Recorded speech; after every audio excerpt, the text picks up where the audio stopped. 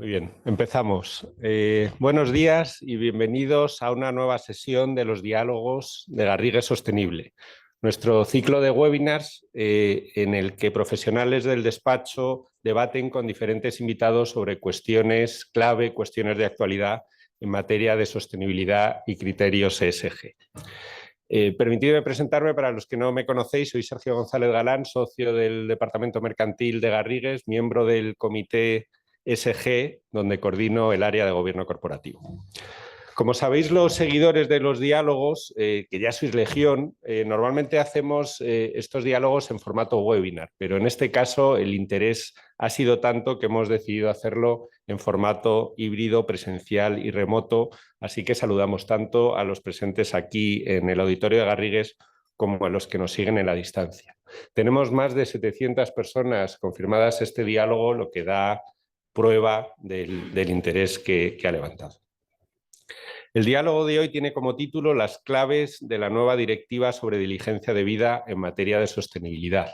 Y la primera clave de la que dependen todas las demás es que parece que finalmente esta directiva se va a aprobar y se va a publicar, se ha aprobado ya y se publicará los próximos días en el Diario Oficial de la Unión Europea. Pero durante mucho tiempo la verdad es que esta directiva nos tuvo en vilo. De hecho, la abordamos ya en un diálogo previo que tuvimos con motivo del 75 aniversario de la Declaración de los Derechos Humanos con Adrián Vázquez, presidente de la Comisión de Asuntos Jurídicos del Parlamento Europeo, el pasado mes de diciembre. Tuvimos ese diálogo unos días antes de que tuviese lugar el último trílogo en el que la Comisión, el Parlamento y el Consejo debatían y trataban de acordar un texto que no estaba nada claro que fuese a ver la luz. Finalmente, en esos días, y por lo que supimos, tras unos debates intensísimos y grandes negociaciones, algunos recortes y consensos, se llegó a un acuerdo que parecía que ya era el último paso, pero quedaban 6 meses hasta las siguientes elecciones europeas, 6 meses de legislatura, donde todavía tenían que darse una serie de pasos para terminar la tramitación.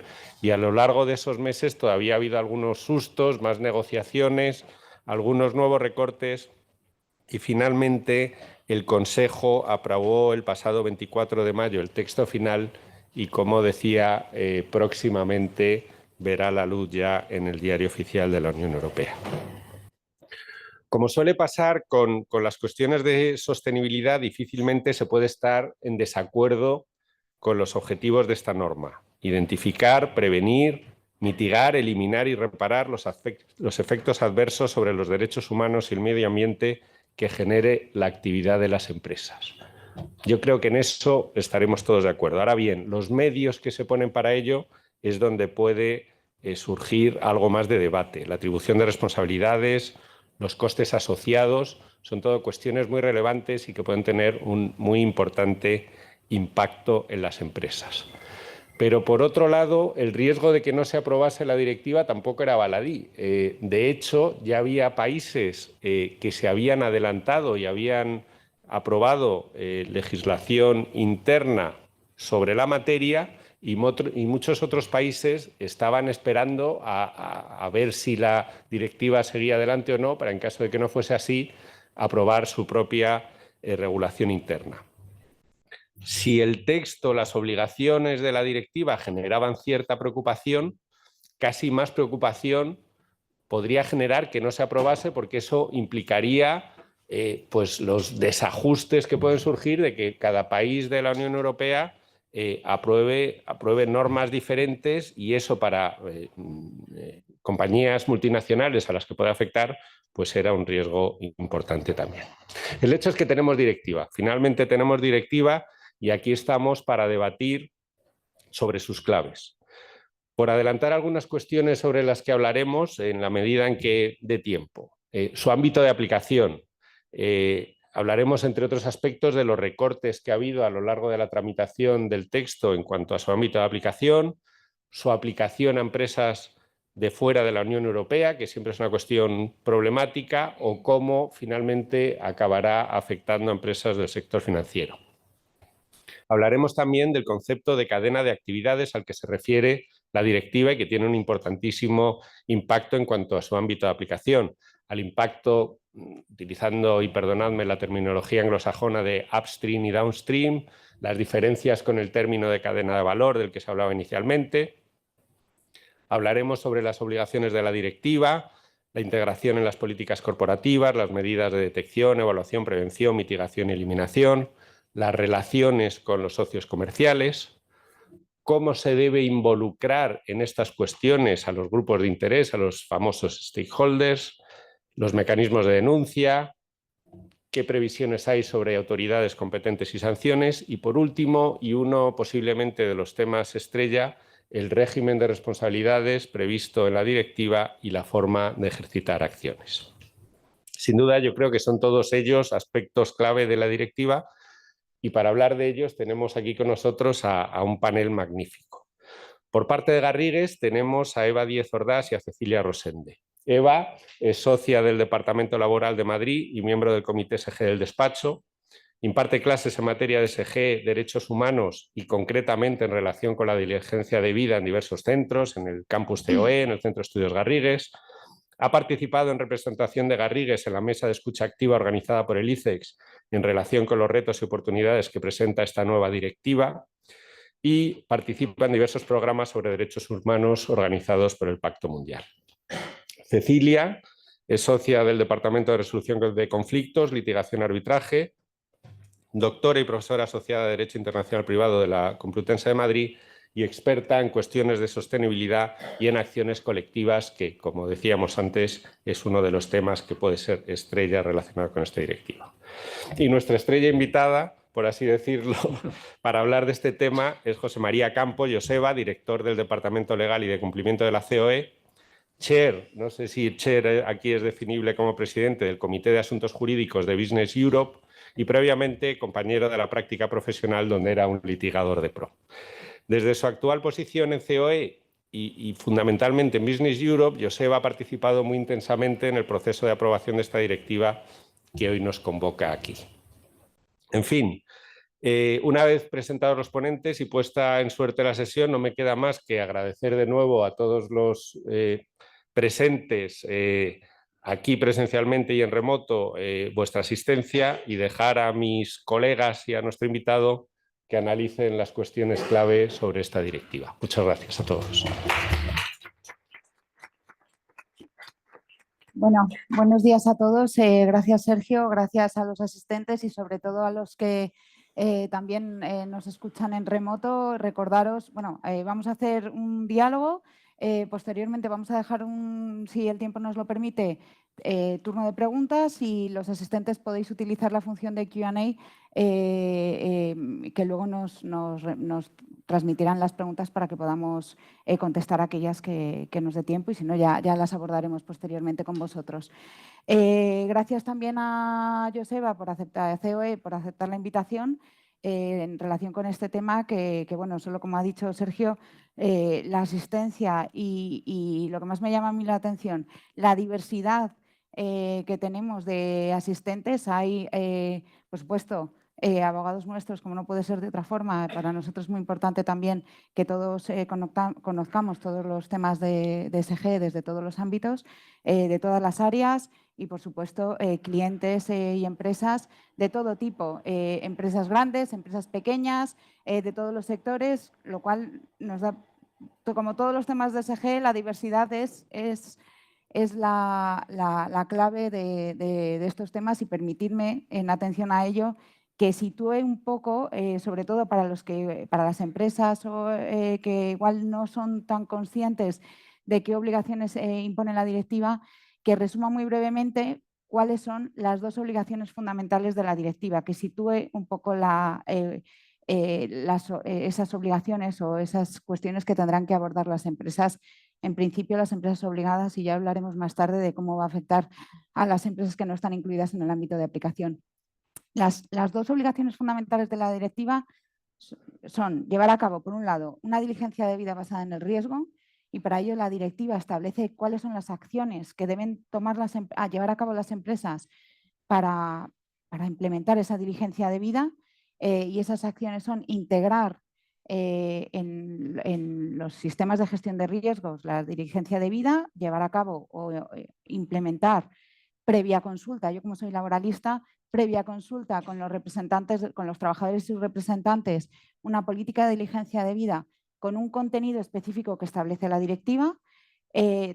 Por supuesto, como ha adelantado ya Sergio, las labores de analizar los posibles impactos potenciales reales de las actividades de la empresa, sus filiales y las actividades de los socios comerciales de la cadena de actividades en los derechos humanos y en el medio ambiente, prevenir, mitigar, eliminar, reparar esos efectos adversos potenciales y reales, establecer un mecanismo o canal de información para reportar inquietudes y denuncias en su caso, establecer, por supuesto, como ha adelantado también Sergio, involucrar a los stakeholders, a los grupos de interés, partes interesadas, como lo queréis llamarlo, en todo ese proceso de la diligencia debida, establecer mecanismos de reparación y de evaluación periódica y también de información pública del proceso de diligencia debida que se lleva a cabo.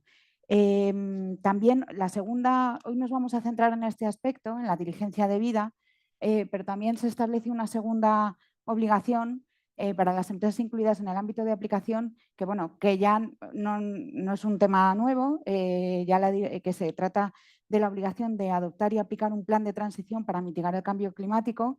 Es verdad que esta directiva también establece, bueno, la finalidad de este plan de transición es que la empresa asegure que su modelo de negocio está en línea con el Acuerdo de París, la limitación del calentamiento global, del incremento de la temperatura del calentamiento global a 1,5 establecido en el Acuerdo de París del 2015. Es verdad que, como adelantaba, no es un tema ajeno porque ya la directiva CSRD, la Directiva de Información Corporativa en materia de sostenibilidad, establece como uno de los elementos o puntos a reportar los planes de transición para mitigar el cambio climático, pero bueno, en este caso se establece expresamente como obligación y se establece también el contenido que tiene que tener, incluyendo los objetivos de reducción de gases de efecto invernadero de alcance 1, 2 y 3. Yo evidentemente soy laboralista, pero ya a base de trabajar con nuestro equipo y el Comité de Garrigue Sostenible, pues ya empieza uno a ser bastante, no digo experto, pero conocedor de cuáles son los problemas fundamentales que este tipo de planes conlleva. Y efectivamente, pues aquí también está, de hecho, mi compañero Luis Cabrera, que es director de SG de GE Advisory, nuestra compañía, nuestra firma consultora que asesora en estos temas de ESG. Y desde el punto de vista técnico, nosotros somos abogados, ellos son consultores y evidentemente ellos ya abordan estos planes con muchos clientes y el problema fundamental que detectan es la medición del alcance 3 que incluye la cadena de valor. Este es el gran desafío, el gran reto. De hecho, ayer en el acto que organizó Pacto Mundial, la Red Española de Naciones Unidas, al cumplir los 20 años en España, uno de los ponentes de una mesa de debate comentó que el alcance 3 suponía el 98% de su huella de carbono, que también eso lo hemos comentado con Luis en algún otro análisis que hacemos para cliente. Entonces, esto claramente es un reto para las empresas incluidas en el ámbito de aplicación, es un reto para las empresas que no están incluidas en el ámbito de aplicación. La entrada en vigor de la directiva, bueno, se entrará en vigor la directiva a los 20 días de su publicación en el boletín oficial y se establece, bueno, por supuesto hay que transponerla al derecho nacional y establece unos plazos de aplicación que se establece una aplicación escalonada en función del tamaño de la empresa y de su volumen de negocios neto mundial. son 3 años para las empresas más grandes, es decir, el primer plazo se empezará en 2027, 2028, 2029 para las empresas de 5.000, 3.000 y 1.000, que es el umbral más bajo de número de trabajadores. Y por otro lado, en cuanto al volumen neto de negocios, serán 1.500 millones de euros, 900 millones de euros y 450 millones de euros de volumen neto de negocios a escala mundial. Como decía, el umbral más bajo de empresas que entran dentro del ámbito de aplicación será las empresas con 1.000 empleados y volumen neto de negocios a escala mundial de 400 millones de euros. Y ya entramos, si os parece bien, en el debate, que es el ámbito de aplicación de la directiva, que como también adelantaba Sergio, nos ha tenido en vilo si veis el primer texto de propuesta que publicó la Comisión Europea en febrero del 2022, el ámbito de aplicación era totalmente distinto, los umbrales muchísimo más bajos, se incluía empresas de 500 trabajadores y 150 millones de euros de volumen de negocios, y se incluía expresamente las empresas que estaban o que operan en sectores de alto impacto, se bajaba aún más el umbral a los 250 empleados y volumen neto de negocios de 40 millones de euros. Joseba, y aquí pregunta obligada, ¿qué ha pasado con el ámbito de aplicación? Bueno, lo primero, muy buenos días a todos. Muchísimas gracias por la amable invitación.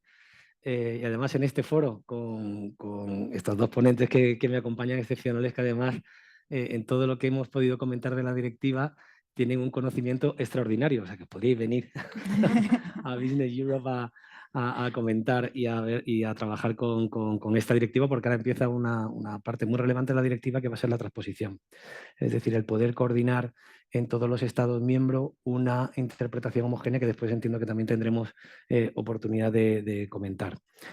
En relación a todo lo que hemos comentado, yo simplemente me gustaría daros un poco de contexto, porque cuando alguien se enfrenta al texto por primera vez, cuando lo ve, dice, bueno, el ámbito de aplicación, o cuando ve, bueno, pues todas las obligaciones que hemos tenido ocasión de comentar, ¿no? Pues puede parecer, desde el punto de vista de determinadas empresas, pues un poco excesivo. Decir, bueno, ¿por qué me están imponiendo esto a mí? Una empresa americana, una empresa china no tiene ninguna obligación, una empresa sudafricana, y a mí me están imponiendo toda esta serie de obligaciones, ¿no? Aquí han trabajado muy duro, y aquí sí que me gustaría agradecerlo para que veáis todo lo que ha sido el proceso, porque esto no ha sido ahora que nos encontramos con el texto, ¿no? Esto viene ya de años atrás. En primer lugar, desde Business Europe, Pedro Oliveira, el director legal, ha trabajado muy intensamente en la directiva.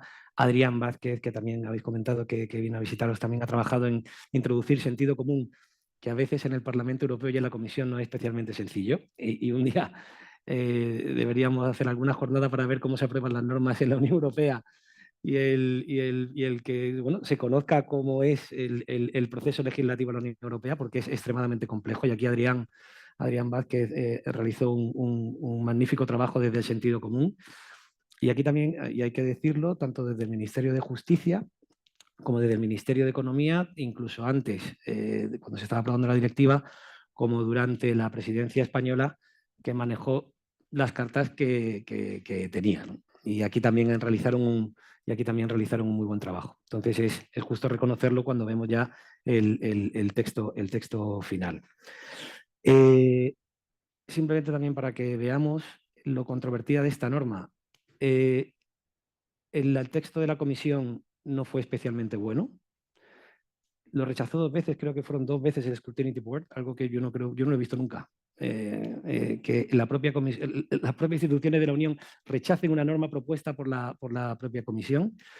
Y a quien no le guste el texto de la directiva, le invito a que lea la primera versión de la Comisión, porque esa sí que era complicada.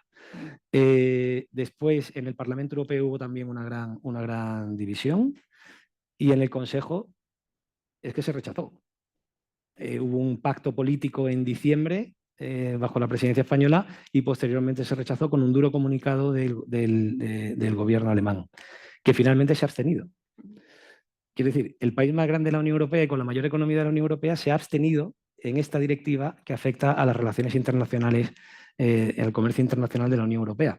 Digo también para que veamos que no es una norma especialmente pacífica.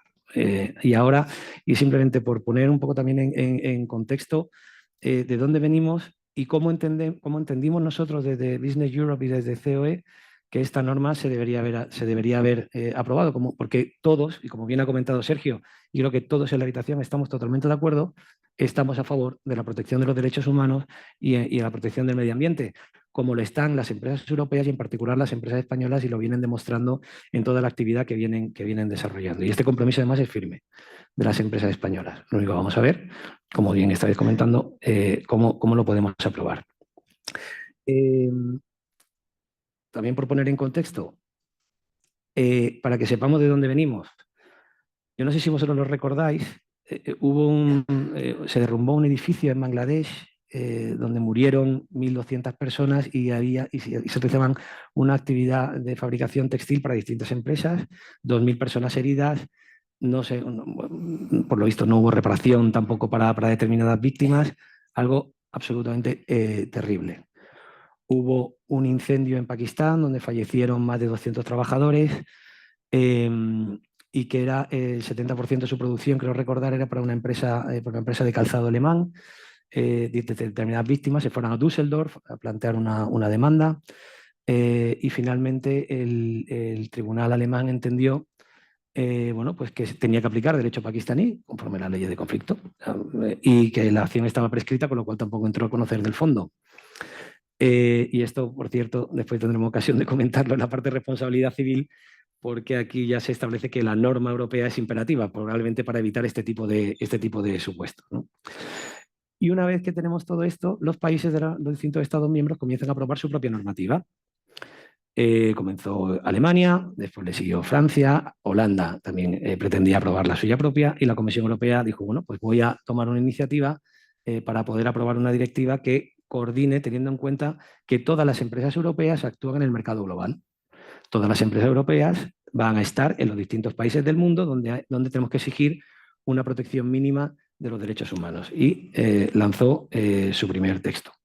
Si leéis la directiva asume una posición de la empresa europea de superioridad, de dominio, frente a las empresas de terceros países que poco menos que hacen lo que la empresa europea tiene a bien,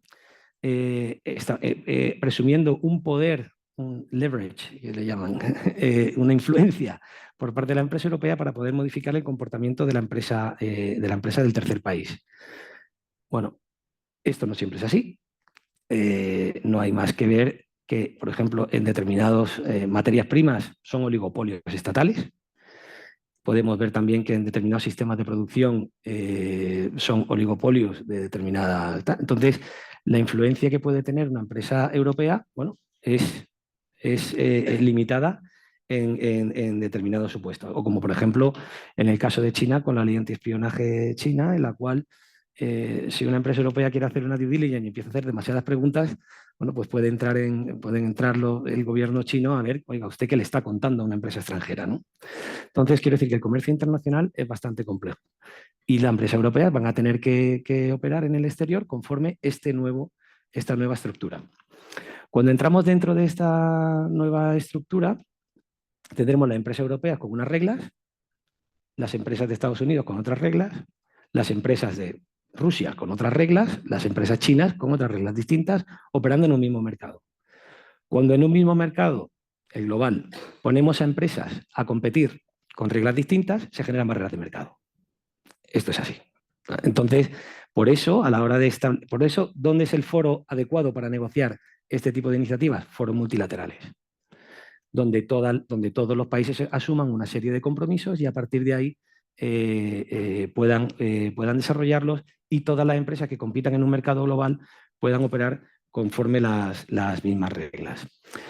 En cuanto a lo que es el ámbito de aplicación en concreto, se ha ampliado mucho, pero se ha ampliado mucho además, si veis, como muy bien comentabas, al comienzo de la directiva, cuando fue la propuesta de la Comisión, prácticamente afectaba a todo el mundo que fuera al exterior y ya hubo un acuerdo político y finalmente ya en las negociaciones que llevó a cabo la presidencia belga, pues ya se elevó este ámbito de aplicación y se elevó aún más a un umbral en el cual determinados países que se habían abstenido, nota al pie, abstenerse equivale a votar en contra porque no tiene la mayoría suficiente por población ni por número de países para poder aprobar un acuerdo, bueno, pues entendieron que era aceptable. Y la verdad es que, bueno, se ha retrasado, se ha ampliado el ámbito de aplicación para empresas que, como bien has comentado, y además también se ha ampliado el plazo para que estas empresas puedan adaptarse y tengan un tiempo suficiente para poder hacerlo, con lo cual, teniendo en cuenta que la norma se presta a una cierta dogmática, porque el tema es complejo, lo cierto, hombre, que es positivo, sin perjuicio de lo que probablemente, bueno, pues comentemos después, a cómo afecta a todas las empresas que se relacionen con los obligados, ¿no? Con lo cual, en el ámbito de aplicación, es positivo que se haya ampliado y sobre todo que se le haya dado un plazo a las empresas para que estas empresas puedan adaptarse y implementar todas las medidas que tiene que implementar. Sí, se ha subido el umbral y también se ha excluido el sector financiero, que era una de los grandes, bueno, se ha excluido el sector financiero, evidentemente, en sus actividades aguas abajo. ¿Cómo valoráis esta exclusión? Porque fue un tema claramente polémico y creemos que es relevante desde nuestro punto de vista. Sí, lo fue. Lo fue porque, o sea, insisto, es que el primer texto de la directiva no era especialmente bueno. Entonces, ha sido todo tratar de reconducirlo por parte del Consejo, que realizó también un gran trabajo. Y por parte también de organizaciones empresariales, Business Europe trabajó muy intensamente y también todas las empresas comunicando su posición y explicando la realidad. En Bruselas, constantes empresas explicando cómo es la operativa para poder explicar, y usted, es que nosotros funcionamos así y esto es, hasta aquí podemos llegar y esto es lo que podemos hacer, ¿no? Para poder enfrentar al legislador a la realidad. Y en el caso concreto del sector financiero, no está excluido el sector financiero, como muy bien has dicho, aguas abajo, aguas arriba opera como cualquier otra empresa. Es decir, que el sector financiero, obviamente, en su actividad va a tener que, obviamente, proteger los derechos humanos y medio ambiente conforme establece la transposición de la directiva que cada Estado vaya a realizar, pero sí aguas abajo porque es que no tiene ninguna posibilidad de control. Es decir, el sector financiero le puede dejar dinero a una empresa, puede financiar a una empresa, pero si después la empresa en su cadena de valor realiza cualquier actividad, es que ellos no pueden estar controlando, no pueden convertirse en el policía mundial de una actividad la cual desconocen totalmente porque ellos están en el sector financiero, ellos financian y no están en la operativa diaria. Y quien tiene que realizar ese control de operativa es precisamente el obligado, el sujeto obligado, que es quien lo tiene que llevar a cabo. Por lo tanto, la exclusión del sector financiero en cuanto a lo que son las actividades de financiación que no son las propias del negocio que se va a llevar a cabo, hombre, es muy razonable. Y era una línea roja de determinados estados. Sí. O sea, una línea roja en la cual decían, como se incluye el sector financiero y le sometamos a esta presión, ahogamos la economía. Bueno, y además es que implicará una pérdida de ventaja competitiva del sector financiero español, europeo en general, frente al del resto del mundo, porque el que quiere una financiación va a suponer tal coste de control para el sector financiero que le va a tener que cobrar, la operación va a tener un coste tal que no va a ser competitivo en relación a la de otros países, las cuales además no le van a exigir ningún tipo de... Con lo cual, todo el mundo se iría a Reino Unido, se iría a Estados Unidos o se iría a otro país, por una pérdida de ventaja competitiva para el sector financiero que no es aceptable, por tanto es razonable que en este punto se haya... Sí, se deja para más adelante, pero bueno. Insistimos mucho en las empresas del ámbito de aplicación, como no puede ser, evidentemente es algo de lo que hay que hablar, pero nosotros, o sea, yo siempre miro las empresas de abajo, por decirlo así, las que no están en el ámbito de aplicación, que en este caso, bueno, en toda esta normativa que estamos abordando en los últimos años, claramente la afectación va a ser importantísima desde nuestro punto de vista. No sé si coincides desde CEO en esta apreciación, si crees que las empresas españolas que no están incluidas en el ámbito de aplicación, lo primero, son conscientes de ello. Yo ya no digo que estén preparadas, sino que son conscientes de ello y estamos en plazo para llegar a asegurar que las empresas de arriba cumplen con sus obligaciones. Esto es algo que además, cuando tuvimos ocasión de hablar con la Comisión y con el Parlamento, se lo trasladábamos. Son perfectamente conscientes de lo que va a pasar. Quiere decir que no es que no hayan dicho, bueno, las empresas hasta un ámbito de aplicación, bueno, y el resto es que no están obligados. Bueno, lo saben perfectamente. O sea, igual que pasó, yo puedo poner un ejemplo para que veamos también un poco cómo creo personalmente que esto va a influir. Con el compliance penal, si recordáis, cuando se aprobó la norma, se aprobó en el 2010, después en el 2015, primero fueron las grandes empresas las que tenían recursos y una preocupación por el compliance penal, las que lo implementaron. Y con el tiempo no hay ni un solo contrato que no tenga una cláusula de compliance penal, algo que cuando salió la norma pues nos sorprendía. Igual que bueno, los que ya comenzamos a ejercer hace mucho tiempo con protección de datos, que te decían, oye, hay que poner una cláusula de protección de datos. Ah, sí, de protección de datos. ¿Y todos los contratos? No, en todos, en todos. Y ahora la gente se pelea por las cláusulas de protección de datos. Ya tenemos una, eso lo decimos los que tenemos una edad. En materia de compliance penal pasó eso. Las grandes empresas eran las que veían que tenían una obligación y obligan a sus contrapartes a asumir esas obligaciones. En este caso, con más razón, cuando la propia empresa que está dentro del ámbito de aplicación tiene que asegurarse que su cadena de actividades cumple con los requisitos de la directiva. Por tanto, van a estar obligados no por una vía legal, sino por una vía contractual. Y aquí, simplemente por comentaros un ejemplo. En el ámbito de Business Europe, tuve ocasión de acudir como chair, que no sé si se traduciría como presidente, pero por encima de la Legal Affairs de Business Europe no hay nadie, o sea, que chair podríamos decir que es presidente. Tuve ocasión de ir como ponente al Parlamento belga, porque tenía mucho interés en la directiva. Estaba el representante del Parlamento Europeo, que era el asistente de Lara Wolters. Estaba un chief economist de la comisión, estaba una cadena de supermercados belga, y después estaban los sindicatos, y era una comisión del Parlamento belga. Yo creía que el Parlamento belga era un poco un follón, no por nada, sino porque decía, pues están los balones, los flamencos, los de derecha, los de izquierda, los de tal, y había mucha gente allí, y yo, claro, yo lo desconocía totalmente de qué partido eran, ¿no? Cuando yo realicé la exposición en la que expuse la necesidad de armonización, el impacto que podía tener en las pequeñas y medianas empresas, el hecho de que se estableciera una obligación de medios y no una obligación de resultados, que no hubiera una responsabilidad objetiva, el hecho de que la Unión Europea no se podía convertir en un hub de litigación, fueron interviniendo los distintos grupos. Todos me dieron la razón y todos incidían en el ámbito específico de las pequeñas y medianas empresas. Y yo no sabría decir, y seguramente había gente de ultraizquierda, y cuando terminé, cuando me volvieron a dar la palabra, lo que les dije es que me parecía fantástica y que muchísimas gracias por la exposición que habían realizado, que se lo contaran a su gobierno, que es quien iba a estar en el Consejo, y sobre todo uno de los temas específicos era el impacto que podía tener en las pequeñas y medianas empresas.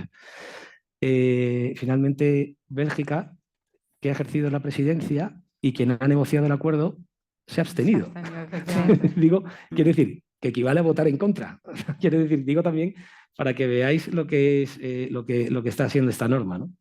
Entonces sí, va a tener un impacto sin duda en las pequeñas y medianas empresas, no solo europeas, no solo europeas, sí, claro, sino que también lo va a tener en las empresas de todo el mundo.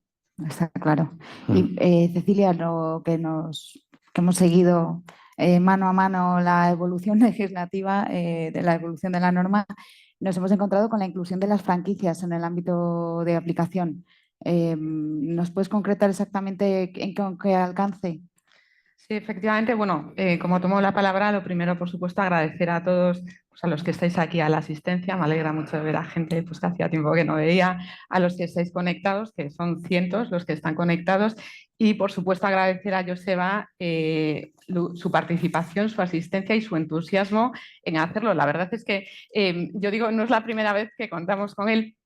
Es siempre un auténtico placer y bueno, pues una vez más, muchas gracias por estar aquí.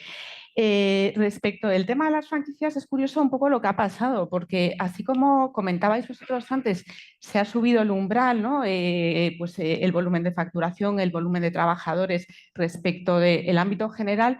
Y esto ha sido como un debate a lo largo de la posición del Consejo, la posición de la Comisión. Lo que ha pasado con las franquicias es que las franquicias no estaban en ninguno de los textos y de repente al final del proceso legislativo se han metido claramente, pensando en aquellas empresas que tienen un volumen de actividad considerable en materia de franquicias, o sea, se han metido a empresas franquiciadoras que los umbrales aquí cuantitativos, que podríamos pensar que tampoco son muy altos, o sea, que perciban cánones de más de 22,5 millones de euros y que tengan un volumen neto de actividad de más de 80 millones. Esto va a afectar, al igual que en el ámbito general, a empresas europeas y empresas no europeas.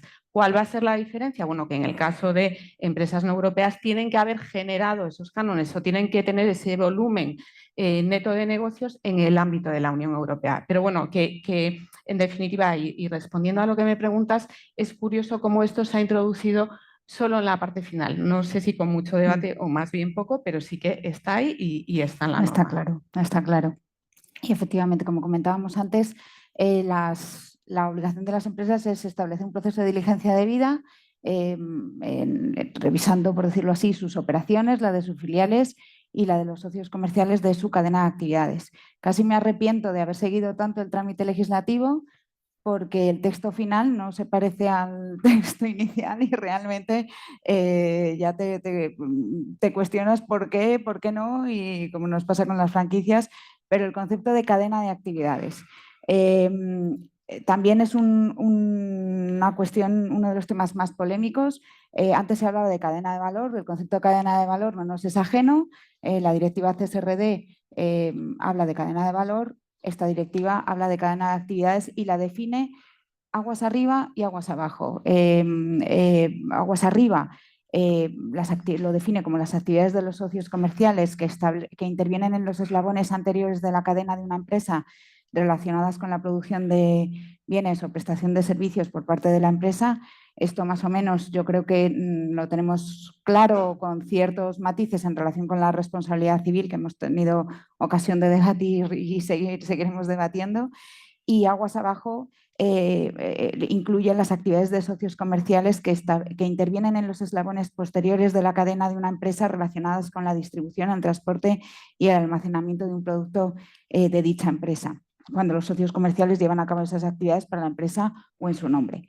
El concepto aguas arriba está claro. Aguas abajo, ¿crees que lo queda claro tal y como está definido y ya está bien delimitado y clarificado? Aquí, fíjate, yo creo que merece la pena destacar al menos dos puntos. Un primer punto que va en la Comisión Europea y conjuntamente con Business Europe y después COE en la parte de España, vamos a tener que trabajar conjuntamente para establecer una serie de guías y compromisos en los cuales se lo pongamos fácil a las empresas de menor tamaño. Y está previsto, o sea, comenzar a trabajar con la Comisión para poder realizar pues un trabajo que permita una cierta seguridad jurídica. Esto va a depender en gran medida del mapeo de riesgos que tenga que realizar cada empresa. A partir de aquí, cada empresa tiene que ver dónde puede haber un riesgo en materia de derechos humanos, y a partir de aquí, valorando ese riesgo, pues llevar a cabo todas las actividades de due diligence. O sea, no hay no creo que haya una definición que pueda eximir a una empresa de realizar este mapeo de riesgos y de priorizar aquellos donde vea que pueda haber una infracción en materia de derechos humanos. La definición, por cierto, como he comentado antes, os invito a leer la primera definición de la Comisión. Es decir, es que antes era absolutamente todo, con independencia de que se pudiera tener algún tipo de control o no, ¿no? Entonces, aquí desde el Consejo también se ha trabajado mucho en redefinir lo que era la cadena de valor, que era como antes se llamaba, a una redefinición de lo que es esta cadena de actividades. Es importante además ponerlo claro, porque en el comercio internacional que vayan a tener las empresas europeas también es relevante. Yo voy a poner un ejemplo. yo durante este tiempo muchas empresas me venían y me contaban ejemplos prácticos. Un ejemplo que os puedo poner. Si llega una empresa española y llega a Perú y va a comprar un producto y dice, mira, yo quiero comprar este producto que tú tienes aquí. Dice, ningún problema, vale 100. Perfecto, mira, no, pero es que tienes que cumplir con todas estas obligaciones de due diligence que me imponen ya no solo España, sino España, Francia, Italia, Portugal, bueno, pues como yo opero en toda la Unión Europea, me tienes que cumplir con todas estas obligaciones de due diligence que tengo aquí. Entonces el peruano mira y dice, ningún problema, son 110.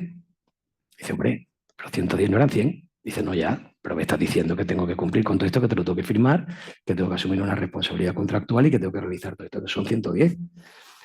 Entonces la empresa europea dice, bueno, vale, pues 110, pues cumplo mis obligaciones de due diligence, yo te mando a mi equipo, ningún problema. Tal como se va el europeo, llega un chino detrás. Y dice, oye, ¿cuánto vale el producto? Dice, vale 100. Dice, dámelo. Lo compra y lo vende a Europa.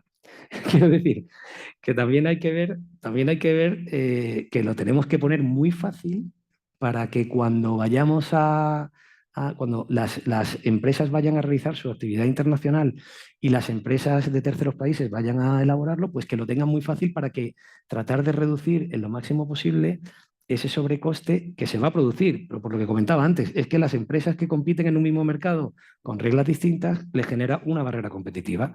Entonces, hay una obligación, tenemos todos la obligación de a las empresas el ponérselo lo más fácil posible, especialmente a las empresas de mayor tamaño. Y ya simplemente termino como conseguir este punto. Y el Consejo aquí ha realizado una labor dentro de lo que podía para tratar de reducir en el ámbito de lo posible el scope inicial de la directiva. Está claro, pues gracias. Evidentemente estaremos muy atentos a todas esas guías en las que trabajéis y por supuesto a vuestra disposición para lo que necesitéis. Cecilia, hablando de la cadena de actividades y cómo les va a afectar, o sea, yo creo que es una de las claves, y yendo a nuestro título del diálogo de esta directiva, ¿cómo va a afectar a las empresas de esas cadenas de actividades desde tu punto de vista, viendo el texto de la directiva? ¿Cómo lo traducimos para esas empresas que están en la cadena de la...? Yo creo que, a ver, aquí la idea fundamental y que tiene que quedar clara, Joseba lo ha dicho perfectamente, o sea, el scope es el que es, pero indirectamente va a afectar a toda la cadena de actividad de las empresas. O sea, pymes que evidentemente no tienen los 1.000 trabajadores ni tienen los 450 millones de facturación, pero les va a afectar. ¿Cómo les va a afectar? Porque las empresas que sí que son obligadas por las directivas, van a obligar a esas pequeñas empresas, pequeñas, medianas, del tamaño que sean, que forman parte de su cadena de actividad, a que cumplan las exigencias de la directiva. De hecho, una de las prevenciones, una de las previsiones que está previsto, haga la redundancia, en la directiva es esa posibilidad de establecer garantías contractuales. Y además lo que más llama la atención es que las garantías contractuales dentro de lo que llaman socio comercial directo, que es aquel proveedor con el que tienes una relación directa, pues entraría dentro de la lógica. Pero es que incluso la directiva llega a prever que en casos extremos una empresa obligada por la directiva pueda llegar a exigir a un socio comercial indirecto, es decir, aquel con el que no tiene una relación contractual ni comercial directa, a que también le garantice que cumple con las exigencias de la directiva. Claro, esto es ampliar el ámbito de aplicación desde un punto de vista indirecto, es muy grande, o sea, con una extensión y una ampliación enorme. Sí que es cierto, yo una cosa que me gustaría destacar, porque eso queda absolutamente claro en la directiva, es lo que no cabe es una transferencia de responsabilidades. O sea, lo que no cabe, bueno, yo soy procesalista, derecho civil, y claro, en los contratos pues siempre se intenta parcelar un poco, esto lo hago yo y esto lo haces tú. Pues esto lo haces tú en materia de diligencia debida, aquí no va a servir. O sea, una cosa es que sí que se le exijan garantías contractuales, pero la empresa obligada no queda exenta, no queda eximida de su responsabilidad por tener esa garantía contractual de aquella persona que entre dentro de su cadena de actividad. Yo creo que esto hay que tenerlo muy presente. También es cierto que la posición de las empresas obligadas va a ser, digamos, una posición activa. Quiero decir, lo que sí que está previsto en la directiva es que haya una ayuda, que haya una cooperación, que haya incluso inversiones financieras y no financieras en esas cadenas de actividades. O sea, que se está exigiendo no quiero decir ahora responsabilidad, porque unas obligaciones, o sea, porque luego veremos que la responsabilidad está muy delimitada, pero se le está exigiendo unas obligaciones absolutamente, no sé si exageradas, pero desde luego sí muy amplias. Bueno, y lo único que quería apuntar, efectivamente, como decía Joseba, bueno, que las distintas organizaciones están trabajando en las directrices. Bueno, hay un par de puntos en la directiva que a mí me parece que pueden ayudar mucho, pero que pueden llegar tarde. ¿Qué quiero decir? En la propia directiva está previsto que la comisión elabore, por ejemplo, cláusulas modelo que se puedan integrar en los contratos, ¿vale? En esas exigencias de garantías contractuales a los otros miembros de la cadena de actividades. Y también está previsto que la comisión elabore unas guías, unas directrices que sirvan un poco a modo orientativo y de buenas prácticas de las empresas. ¿Cuál es el problema que veo yo? Que está previsto que se haga en un plazo de 30 meses, cuando a las primeras empresas que va a afectar va a ser a los 36 meses, cuando se entre en vigor, entra en vigor a los 20 días, pero cuando se aplique a los 3 años a las empresas más grandes. Claro, llega un poco tarde, a mi juicio, porque podríamos haber acortado un poco los plazos y para que, es cierto que las grandes empresas están mucho más preparadas, sí, pero bueno, que a lo mejor dejar un plazo un poco más amplio, sí, y no solo de 6 meses desde la emisión. O antes, o que mejor no llegase, porque evidentemente lo que perdona que te interrumpa, lo que vamos a hacer todos es, vamos a tener todas nuestras cláusulas, vamos a tener todo nuestro proceso, pero luego no nos va a quedar más remedio mirar lo que dice la comisión, porque aquí hay responsabilidad. Efectivamente, perdona. Sigue, no, sí, simplemente era eso. que quería apuntar. Bueno, y está claro que aquí una de las claves también, el que también comentaba Sergio y lo hablabas tú, es el tema de la armonización de la transposición de esta directiva. Todos los países de la Unión van a tener que incorporarla en sus ordenamientos, nosotros también. Hay en la directiva, a diferencia de otras, que siempre es la gran preocupación de todos nuestros clientes que operan en varios mercados, tener varias legislaciones distintas sobre la misma materia, que es una auténtica locura.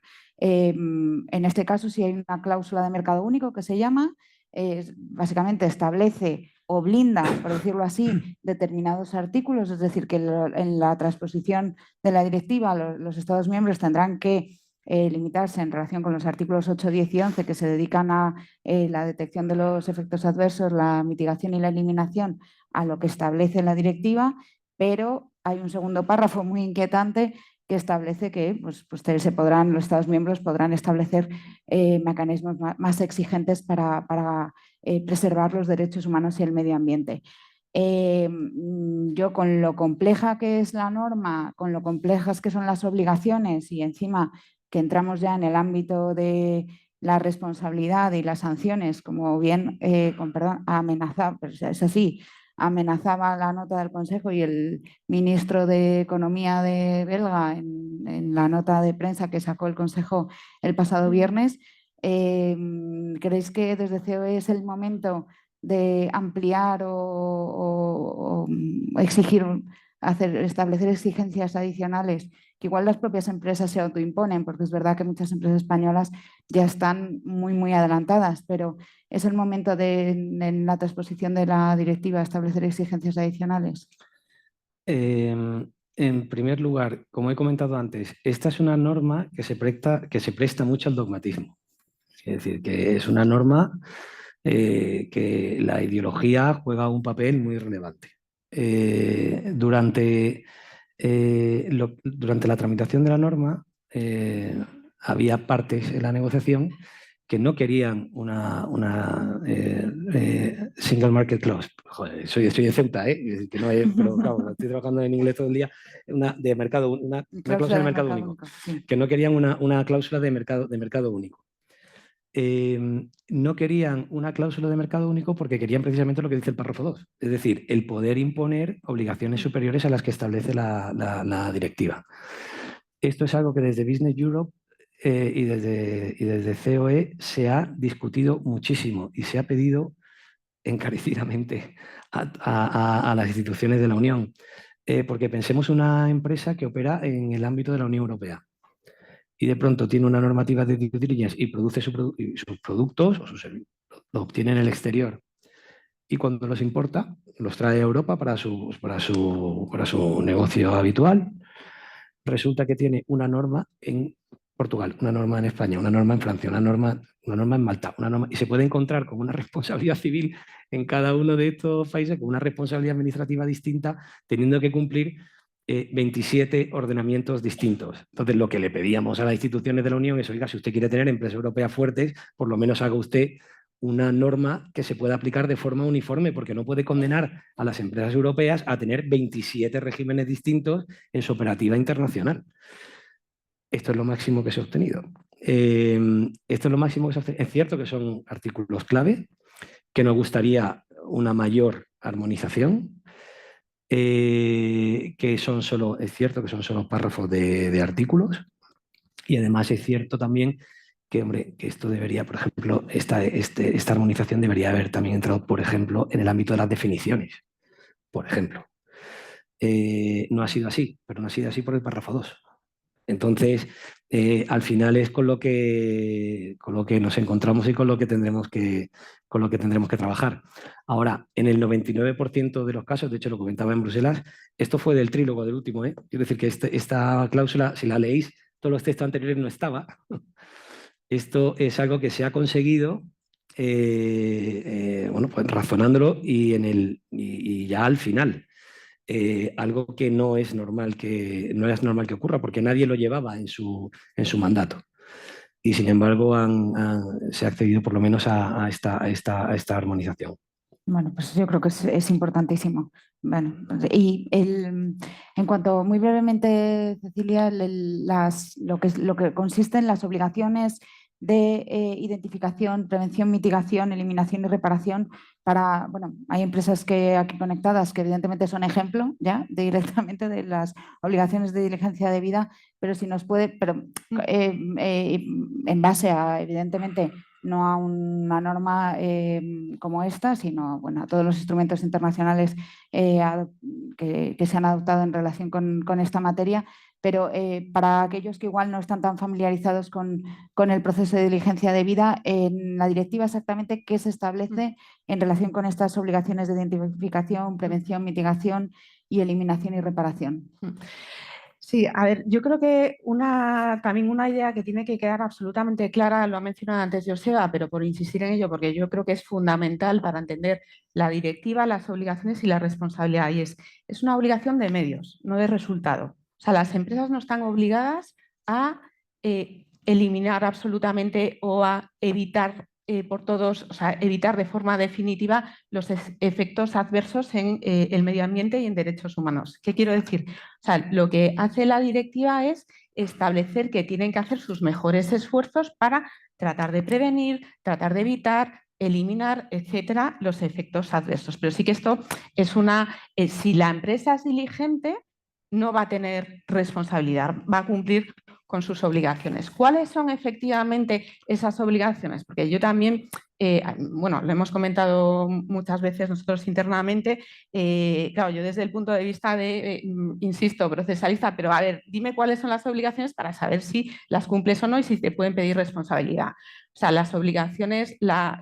primera es identificación. O sea, identificación, hacer un mapa de riesgos, las compañías de a ver dónde tienen esas zonas de conflicto, dónde tienen su actividad, puede afectar más directamente a derechos humanos y medio ambiente. Una vez que las identifiquen, hacer labores de prevención. ¿Cómo se llevan a cabo esas labores de prevención? Pues, por ejemplo, apunta a la directiva, haciendo pues programas preventivos, ¿no? Haciendo políticas preventivas de sus actuaciones.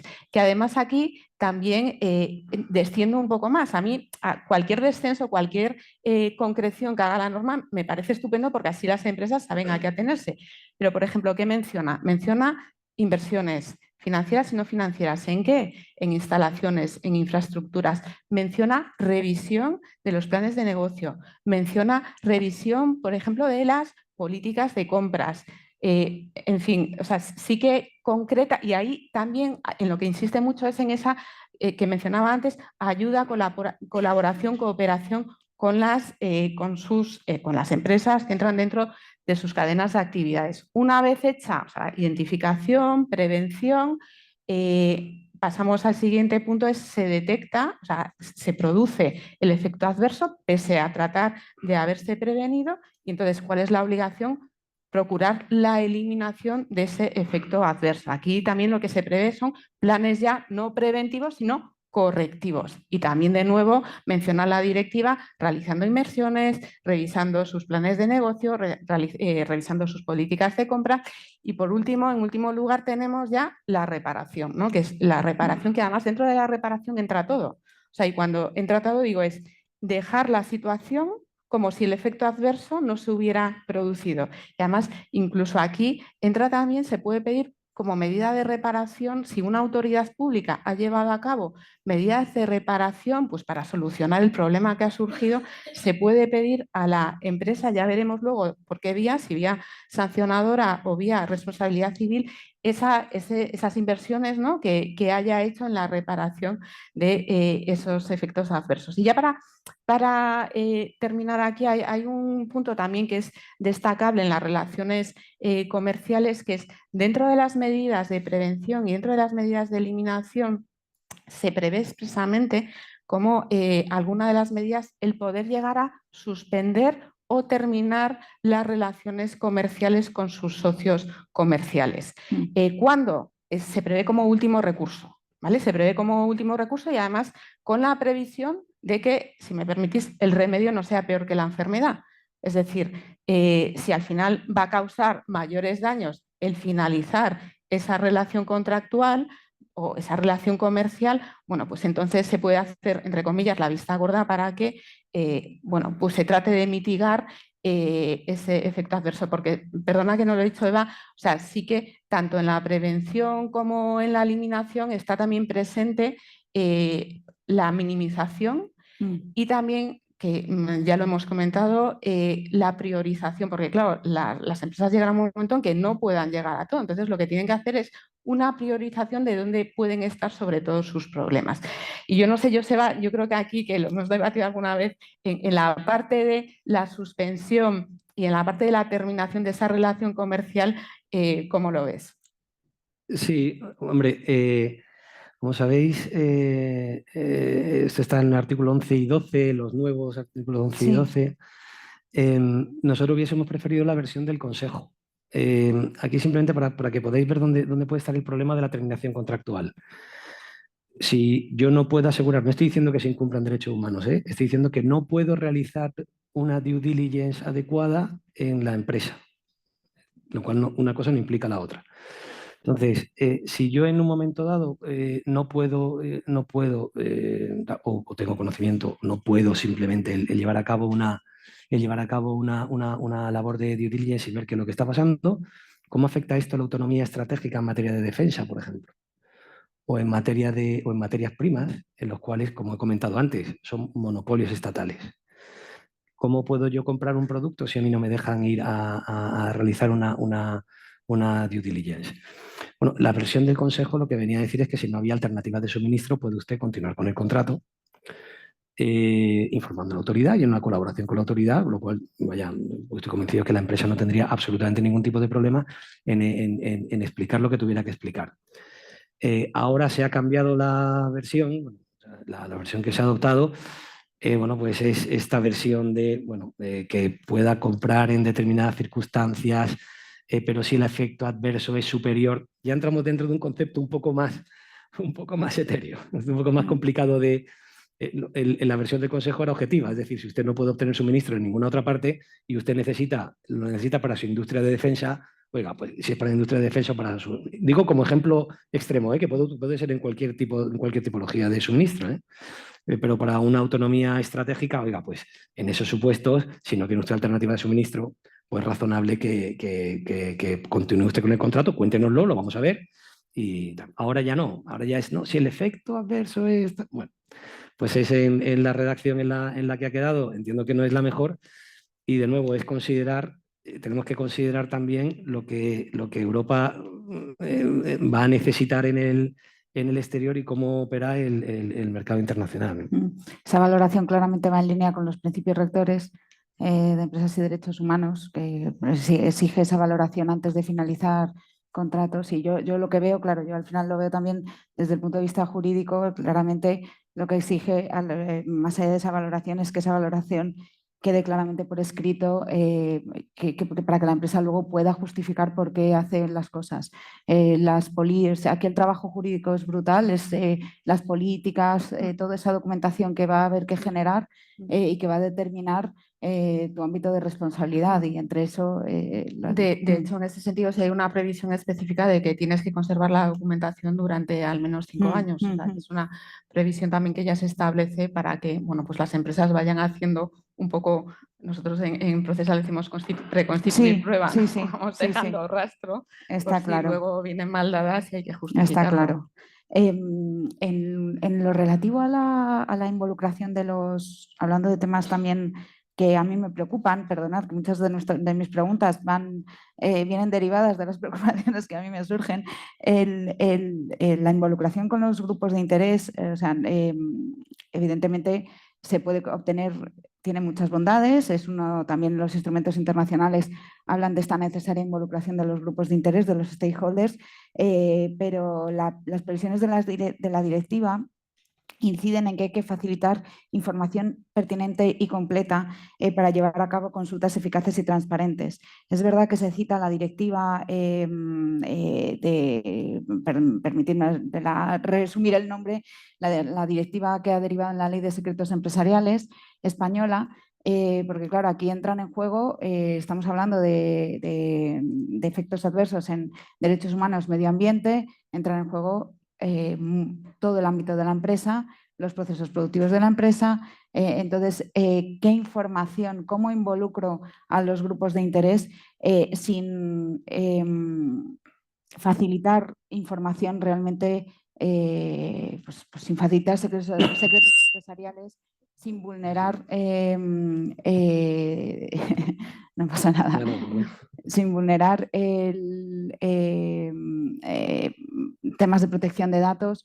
¿Dónde crees que puede estar el equilibrio? ¿Cómo lo veis desde COE? Sí, vamos a ver, en primer lugar, en cuanto a lo que es la involucración de los stakeholders con carácter general. La involucración de los stakeholders, en tanto en cuanto son partes legítimas y además tienen un interés en la actividad, y en este caso en el ámbito de la protección del medio ambiente y derechos humanos, es adecuada y es correcta, porque además va a ayudar a la propia empresa a cumplir con estas políticas. Políticas las cuales además no es que me lo diga la directiva, y hablo en el caso de las empresas españolas, es que ya lo hacen. Y es interesante el poder tener una contraparte legítima con la cual poder obtener información de determinadas preocupaciones que pudieran llegar a tener.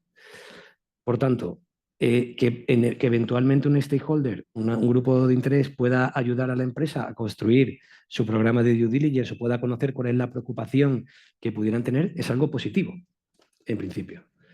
Ahora, lo que no es tan positivo es cuando no delimito quiénes son los stakeholders que pueden intervenir y amplío el abanico a cualquiera que pase por aquí y quiera influir en mi política de due diligence en materia de derechos humanos.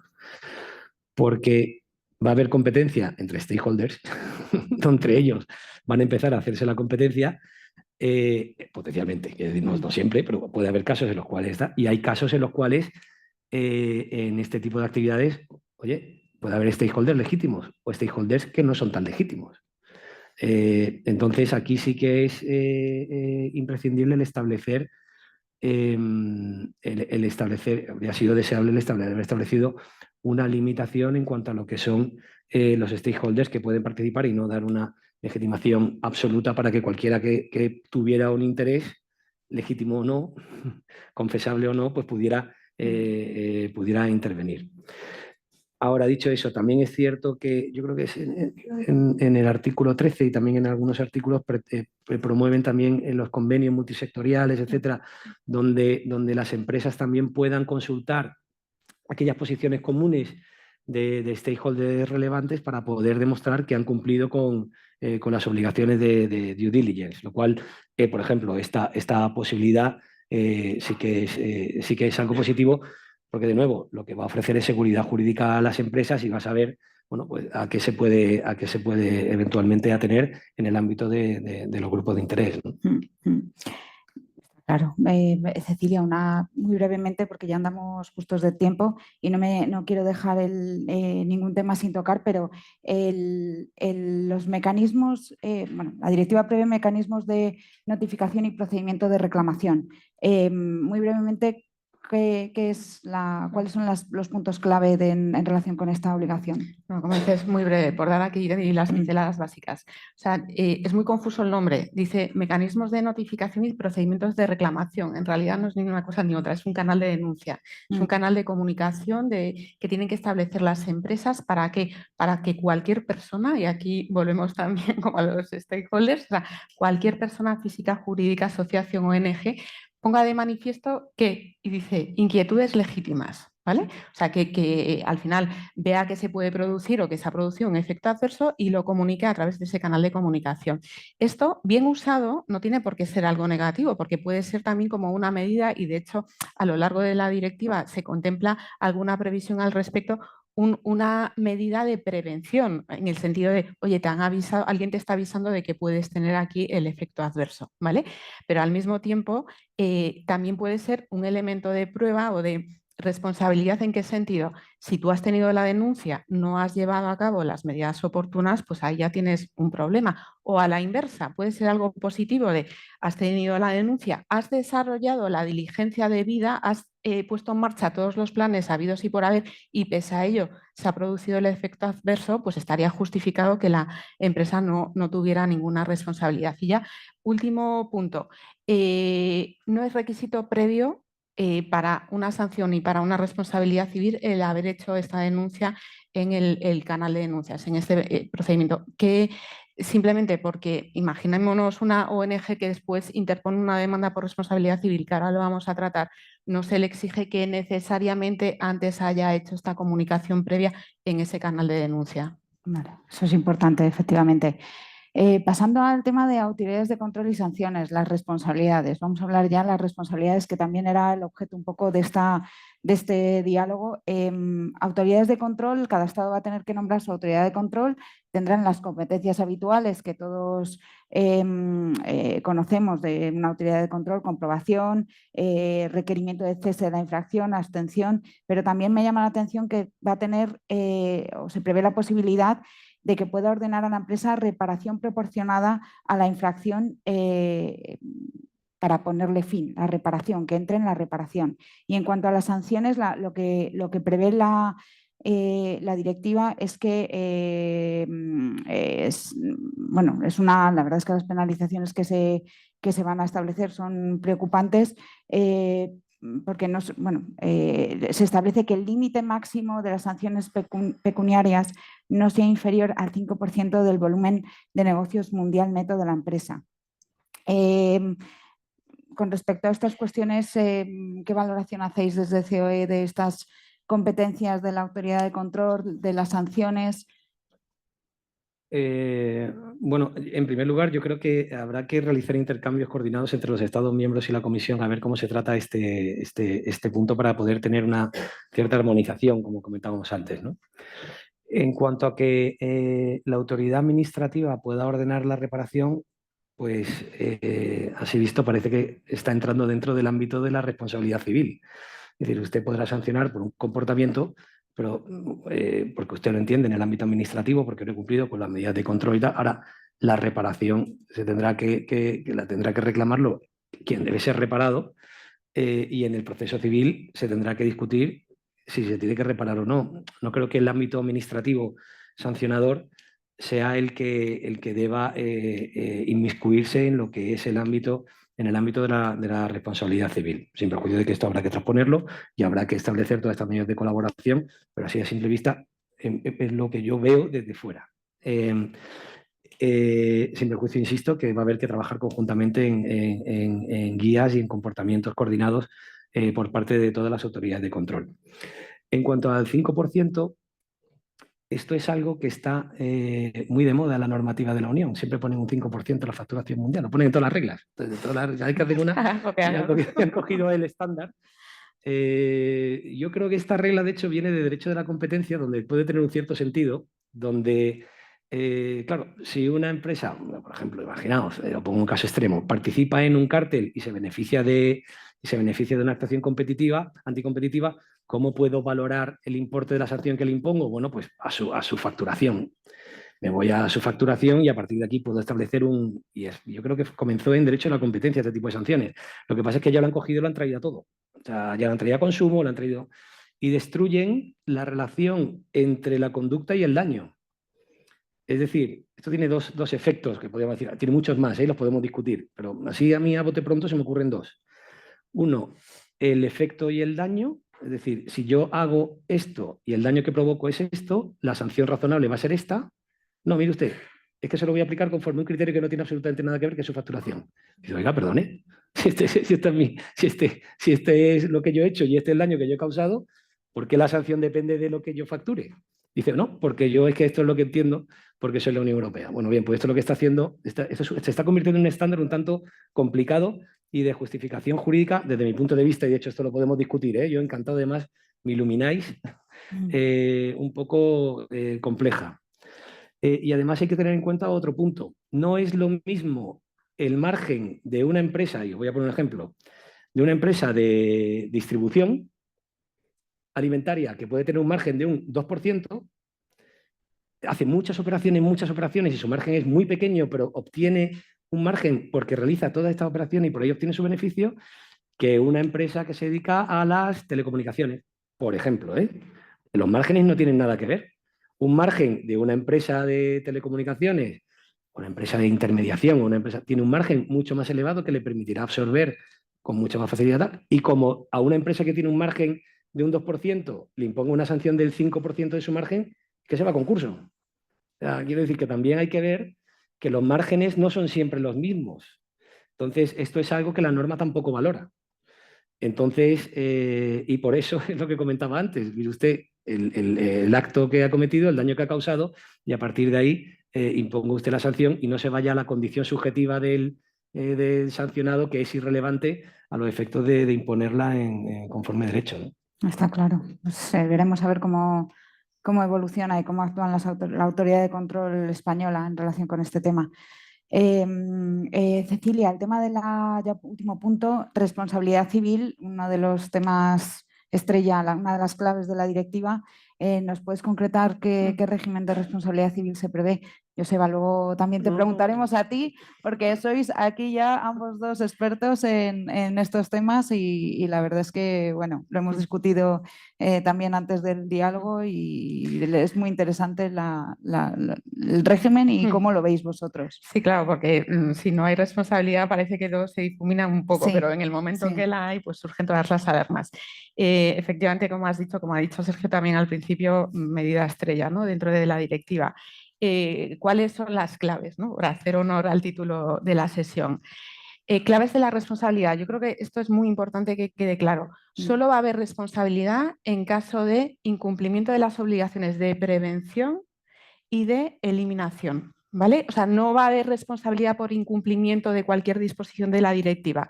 E insisto en esto porque sí que es cierto que a lo largo del desarrollo legislativo, sobre todo el Parlamento, pretendió en un determinado momento que cualquier incumplimiento de cualquier previsión de la directiva diera lugar a responsabilidad. Al final no ha quedado así y ha quedado simplemente en esos dos ámbitos, prevención y eliminación. Y esto además a diferencia artículos 10 y 11, ¿no? Perdona, artículos 10 y 11 y a diferencia de lo que sucede con las sanciones, en los que no se delimita el ámbito sancionado a solo estas obligaciones.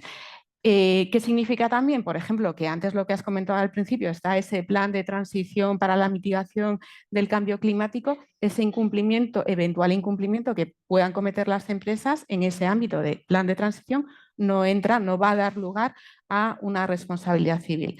Más cuestiones básicas de la responsabilidad civil, se va a responder cuando se ha producido efectivamente el daño.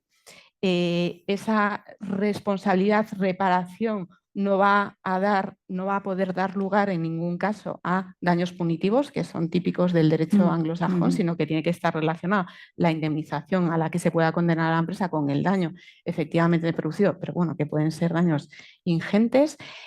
Más cuestiones, una responsabilidad por culpa, responsabilidad basada en el dolo o en la negligencia, pero no es una responsabilidad objetiva, y esto lo enlazamos también con la obligación de medios y no de resultados. O sea, no va a tener en todo caso responsabilidad la empresa, solo la va a tener cuando no haya actuado de forma diligente o haya actuado dolosamente o deliberadamente en el incumplimiento de las obligaciones que se establecen. Otra cuestión también básica, que muy probable, dos cuestiones para acabar estas notas fundamentales. Enlazando con lo que decía Joseba al principio, al final esta directiva viene de supuestos de sucesos que se habían dado en el pasado, ¿no? Y uno de ellos es el caso de la prescripción de estas personas afectadas pakistaníes que había prescrito su acción cuando la ejercitaron ante los tribunales de Alemania. Para prever que las personas afectadas tengan plazo suficiente para reclamar, se establece un plazo de prescripción mínimo de 5 años y que además el dies acuo, es decir, el día que empieza a correr es cuando cese el efecto adverso y cuando tenga conocimiento la persona afectada de que puede ejercitar la acción, porque sepa quién es el infractor, sea consciente de que ha sufrido un perjuicio, etcétera. O sea, se establece un plazo de prescripción muy amplio. Y lo último, para insistir en él, desde el punto de vista internacional, porque hay muchos, se van a dar muchos supuestos internacionales, importantísimo que la directiva haya aclarado, digo importantísimo desde el punto de vista de cuestiones dogmáticas, luego ya en la práctica veremos, que haya aclarado que en las normas de responsabilidad civil es ley imperativa. Cuando la transpongan los estados se va a aplicar la ley de transposición europea en cada estado a todos los supuestos, independientemente de que, conforme a las normas de conflicto, que bien, como bien ha dicho Joseba al principio, fuera aplicable otra norma. Y una pequeña puntualización aquí. Si no sería aplicable el reglamento Roma II, que exige en obligaciones extracontractuales que la ley que rige va a ser la ley del lugar del daño, aunque en medio ambiente también cabe el lugar del hecho.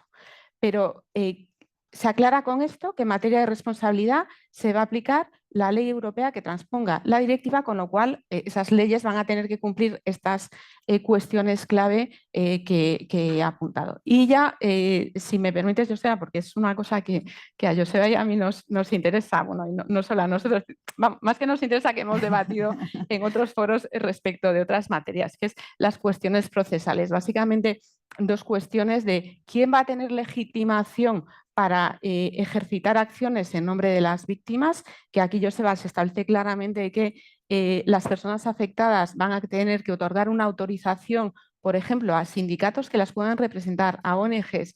Esto, y ya te lanzo a ti la pregunta para que me des tu opinión, y ese mecanismo que últimamente también es como lo de competencia que decías, está en todas las normas europeas, en todos los supuestos se ve acceso a fuentes de prueba, ¿no? Que no llega a ser el Discovery americano, pero que apunta a, se puede pedir a la empresa que facilite todas las fuentes de prueba, por ejemplo, documentos, informes relativos a la diligencia debida. ¿Cómo ves esas previsiones que se establecen en materia propiamente, cuestiones procesales de legitimación y de acceso a fuentes de prueba, por ejemplo? Sí, bueno, en primer lugar, en cuanto a lo que es el ámbito de la legitimación, apoderamiento necesario, etcétera, ¿no? Lo que se pretendía evitar, y perdón por la interrupción, que soy muy pesado, os invito a leer el primer texto de la Comisión Europea. Lo que se ha pretendido evitar es que haya acciones opt-out y que una organización X, asociación X, lo que sea, venga representando sin la capacidad suficiente representativa a un conjunto de eventuales perjudicados conforme la directiva. Entonces, esto es algo que se ha planteado y se ha delimitado la responsabilidad civil, primero diciendo, oiga, aquí no me vale la responsabilidad objetiva, tiene que ser, como muy bien ha comentado Cilia, tal cual, no hay una responsabilidad objetiva. Y en segundo lugar, quien vaya a reclamar tiene que estar debidamente representado conforme a la legislación nacional. Por tanto, sí que se permite la representación a través de un tercero, en lugar de dar en España, claro, porque claro, aquí ya entra dentro de los sistemas judiciales de la Unión. En lugar de darle el poder a un procurador, el poder se lo doy a un tercero que me va a representar y ese tercero me va a representar. ¿Vale? Sería como un opt-in cualificado, por así decirlo. Pero no es la idea el que sea un opt-out. Es lo que se ha querido, procesalmente eliminar ese riesgo. Pues hay un elemento, el resto es que lo ha explicado perfectamente, o sea, que además que hasta yo he aprendido, o sea, que lo cual poco más tengo que añadir. Únicamente sí en cuanto a lo que es la ley imperativa, para que sepáis de dónde viene y los problemas que plantea. O sea, la ley imperativa proviene, pues, por ejemplo, del caso que he comentado antes de Düsseldorf, en el cual unos señores de Pakistán vienen a reclamar a Europa y le dicen, no, yo lo aplico a usted el derecho de Pakistán, la acción está prescrita, pero hace prescripción 2 años, lo siento, aquí se acabó el litigio, ¿no? Entonces han optado por decir, bueno, pues la ley imperativa es la de la Unión, asumiendo que la ley más beneficiosa para el demandante es la de la Unión.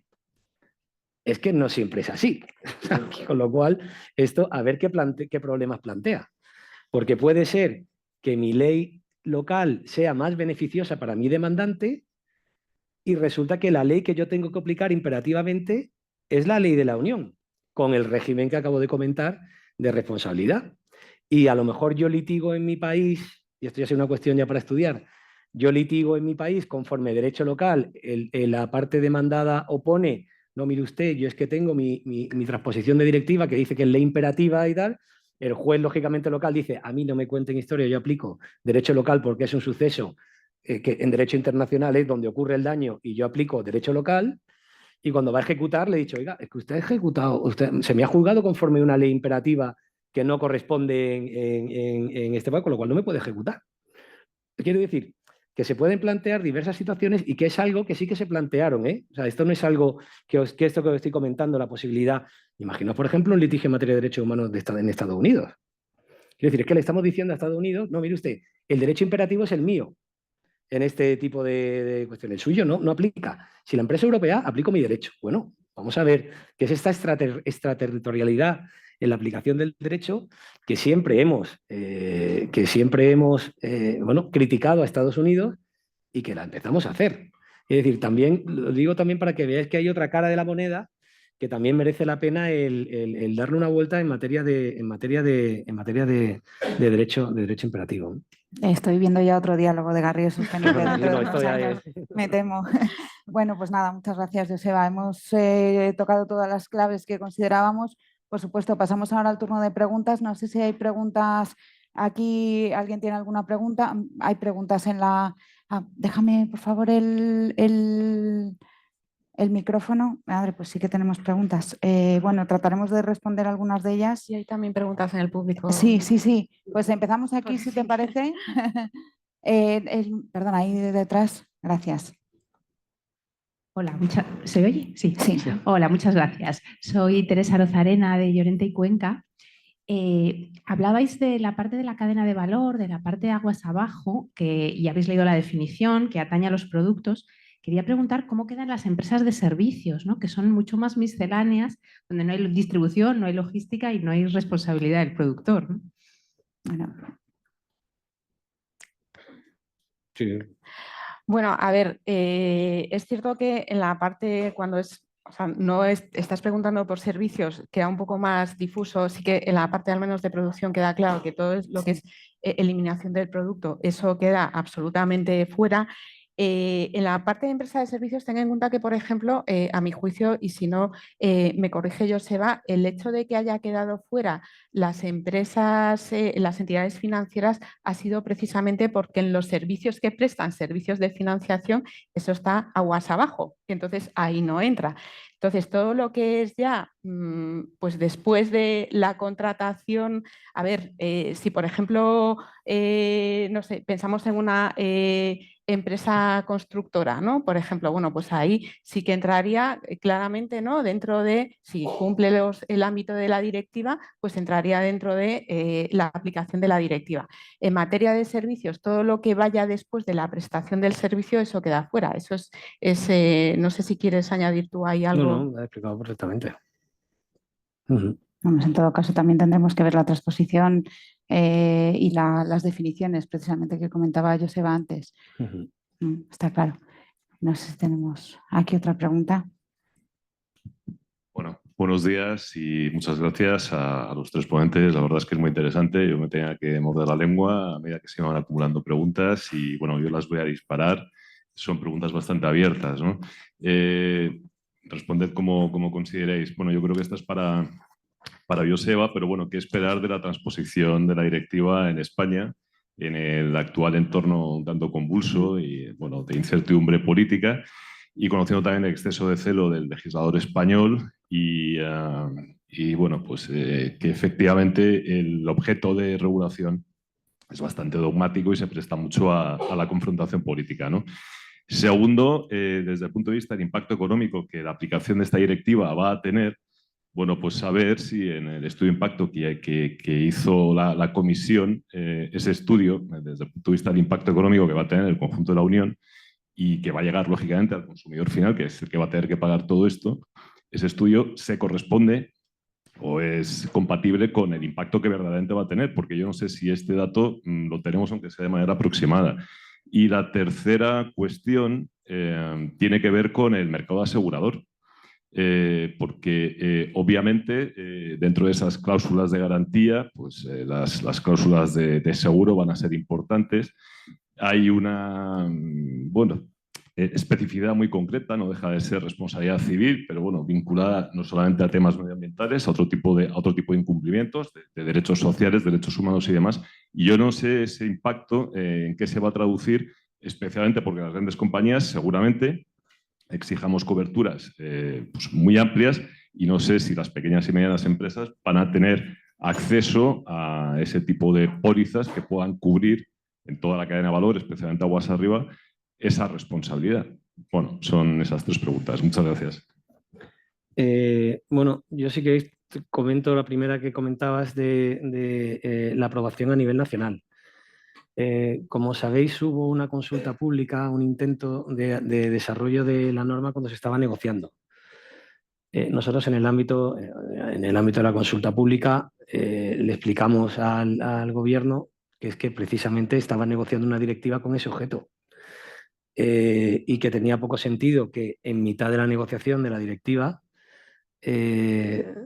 pretendieran la aprobación de una ley cuando de hecho iba a ejercer la presidencia.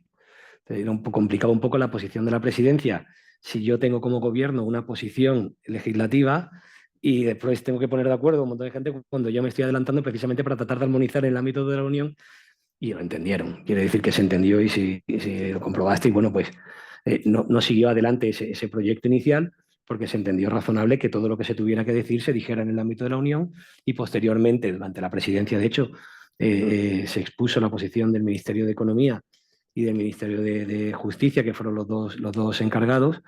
También, como sabéis, en España hay ministerio y ministerios. Es decir, hay ministerios que tienen una función y otros ministerios que tienen otra. Hay ministerios que tienen un partido y ministerios que tienen otro partido. Entonces, en este caso fue Economía y Justicia, incluido también, por cierto, y antes no lo he mencionado, la REPER, que también ha realizado un magnífico trabajo en Bruselas. Y fueron los que bueno, pues desarrollaron la norma. Por tanto, lo razonable es que se transponga, y es cierto que el Congreso de los Diputados, pero yo esto ya lo comento a nivel personal, no creo que sea un lugar sencillo ahora. O sea, hay que decir que el Congreso de los Diputados ahora mismo, en la situación en la que estamos, bueno, pues es que hace poco retiraron la ley del suelo. O sea, es decir, entonces, claro, no sé hasta qué punto, sobre todo una norma que tiene este plazo de transposición. En España, que no somos muy dados a transponer en plazo, pues tampoco pasaría nada si no tuviéramos un tiempo para transponer la directiva. Sin perjuicio de que estuvimos comentando también que había determinados ministerios que sí tenía interés en nada más se aprobara la norma, el comenzar a desarrollarla. Pero bueno, aquí ya estamos dentro de las mayorías parlamentarias que ya cada partido tendrá que manejar y bueno, ya dentro del ámbito de qué poder tenga para poder hacerlo. Ahí ya. Bueno, una pregunta difícil, la de las aseguradoras. A ver, lo cierto es que evidentemente dependerá de las pólizas que las distintas empresas, tanto vosotros las empresas como las entidades aseguradoras, estéis dispuestas a firmar y qué cobertura van a tener, pero lo cierto es que en cualquier caso quien va a tener que responder del cumplimiento va a ser la propia empresa, los obligados directos y los otros en cadena. Pero, claro, esas cuestiones no es algo que está contemplado en la directiva. Entiendo que ¿eh? Sí, que va a pasar, ¿no? Bueno, y que probablemente las aseguradoras estén pensando en eso ya. Que sea un coste añadido tanto a vosotros, empresas obligadas, como a los de la cadena de actividades, sin ninguna duda. Es que una cosa que hemos discutido nosotros muchos estos días es cómo afecta, y ahí quien te puede decir mejor es cómo afecta todo esto a la competitividad de las empresas. Quien te puede decir mejor, como digo, es Joseba. O sea, que en el fondo es esto es un trabajo adicional, un esfuerzo adicional, una inversión adicional. ¿Hasta qué punto están todos preparados para hacer frente a ello, ¿no? Sí, está claro. Y el tema de la comisión que comentabas, es verdad que el análisis de impacto que se hizo en su día hace bastante tiempo que lo leímos y prácticamente queda en el olvido, pero yo creo que evidentemente habrá impactos positivos. Esta norma habla de impactos positivos, pero evidentemente el impacto para las empresas va a ser relevante y lo estamos viendo ya. ¿Pero por qué lo estamos viendo ya? Por la litigación que ya que están generando las normas francesa y alemana que ya están en vigor. Entonces, que ya los tenemos ahí, ya están en prensa, todos los procesos que se están llevando a cabo. De hecho, Cecilia, tú que eres experta en esos temas y los hemos estado comentando. Sí, bueno, y brevemente, y si no me cortas, porque bueno, si me pongo a hablar de la cantidad de asuntos, podríamos estar aquí hora y media más. Sí. A ver, el tema de la litigación no es tampoco algo que surja, de hecho, la directiva todavía hay que transponerla, todavía se tiene que aplicar. O sea, el tema de la litigación es algo que ya está ahí. O sea, en la litigación climática, de hecho, en determinados foros se dice que el escenario judicial es un nuevo escenario de lucha contra la litigación climática y no solo climática, o sea, también en la parte de gobernanza y en la parte social. Hay muchos procedimientos a nivel internacional, o sea, en otros países del mundo. En España, afortunadamente, bueno, en España todavía no tenemos. Entiendo que hasta que no se transponga no es muy previsible. Pero sí ha habido, y de hecho, como os decía Joseba al principio, gran parte de esto también viene de esos procedimientos judiciales que se han presentado. Yo creo que en lo de los procedimientos judiciales hay que destacar cuál es el resultado que está habiendo en esos procedimientos judiciales en el ámbito internacional. O sea, yo lo que diría es que el resultado no es concluyente. ¿Por qué no es concluyente? Bueno, pues porque lo que se ve de esos procedimientos que se han presentado es: primero, siempre hay las cuestiones procesales, ¿no? De si es competente o no es competente los tribunales ante el que se interpone la demanda, si tiene legitimación o no tiene legitimación el que presenta la demanda. ¿Y qué pasa en esos casos? En esos casos es en el momento en el que se dicta una resolución en perjuicio de la sociedad, lo que se hace es llegar a un acuerdo. O sea, hay como dos casos muy sonados, digo dos por mencionar algunos, pero hay muchísimos. Uno, por ejemplo, en Reino Unido, que eran 2.000 zambianos que habían sido afectados por la contaminación de los arroyos como consecuencia de la actividad de una petrolera, ¿vale? Interponen la demanda en Reino Unido y después de muchos dimes y diretes judiciales, el Tribunal Supremo de Reino Unido dice sí que tienen competencia los tribunales. ¿Qué se hace en ese momento? Se llega a un acuerdo, pero unos acuerdos por importes millonarios. Otro ejemplo, en Canadá, pues aquí eran unas personas físicas que alegaban que habían desarrollado trabajo esclavo para una empresa extractora canadiense. Se presenta la demanda, también hay cuestiones sobre competencia o no. Ya cuando el Tribunal Supremo dice sí que tienen competencia, los tribunales canadienses, se llega a un acuerdo. Entonces, en muchos casos se evita que haya una resolución sobre el fondo. ¿O qué pasa en Estados Unidos? Como no hay una normativa específica en materia de ESG, se intenta encajar las demandas que las hay a través de otras normas. Pues, por ejemplo, dos menciones muy básicas. El acta de agravios a extranjero, una ley de 1800. Y ahí pues, se presentaban también demandas por trabajos forzados y el Tribunal Supremo dijo eso no cabe hacer esas denuncias vía esta ley. O, por ejemplo, otra, esta porque es muy reciente, demanda presentada contra empresas tecnológicas por la extracción de cobalto en el Congo. Y lo metían como, o sea, lo justificaban, fundamentaban la demanda en una ley de reautorización contra la trata. ¿Y qué se dice por parte? Es muy interesante porque ahí se dice por parte del tribunal, esto no ha llegado al Supremo, es en un circuito que es el estadio intermedio de los tribunales, y lo que se dijo es que la cadena de actividades, la cadena de suministro a nivel mundial no puede entrar dentro, no entra dentro de la protección de esta norma, con lo cual se absolvió a las empresas tecnológicas respecto de si tenían o no responsabilidad. ¿Y qué pasa ya solo por terminar y en relación con lo que decías tú? En Francia ¿qué hay? Ley de diligencia debida desde el 2017, aunque ya había habido otros procedimientos antes, sí que evidentemente al estar claras las obligaciones y las responsabilidades, sí se puede decir que ha habido un incremento de la litigación en este ámbito. Está claro. Bueno. Muchas gracias, no sé si se me oye, pero creo que no me he presentado. No sé si se me oye, sí. Ahora sí, bueno, gracias. Cecilia, somos viejos conocidos y bueno, desde hace muchos años, el resto no me conocéis, soy Juan Maggio, director jurídico de Leroy Merlin en España, empresa de matriz francesa. Pues muchas gracias. Si nos importa, ya nos pasamos de tiempo, vamos a concluir. Me comprometo a responder 3 cuestiones que se nos quedaban aquí y sobre ámbito de aplicación y solapamiento con la famosa directiva CSRD. Ya contactaré con las personas que lo han planteado y les contestaremos. Bueno, muchísimas gracias. Solo me queda gracias, Joseba, por supuesto. Gracias a todos los asistentes. Os esperamos en el próximo diálogo de Garrigues Sostenible que ya estamos preparando para primeros de julio sobre la directiva de transparencia retributiva, otra directiva que también está generando mucha inquietud en nuestros clientes y sobre la que nos tenemos ya que poner a trabajar y esperamos que ese diálogo pues, os sea útil para todos los que tengáis interés en esta materia. Muchísimas gracias.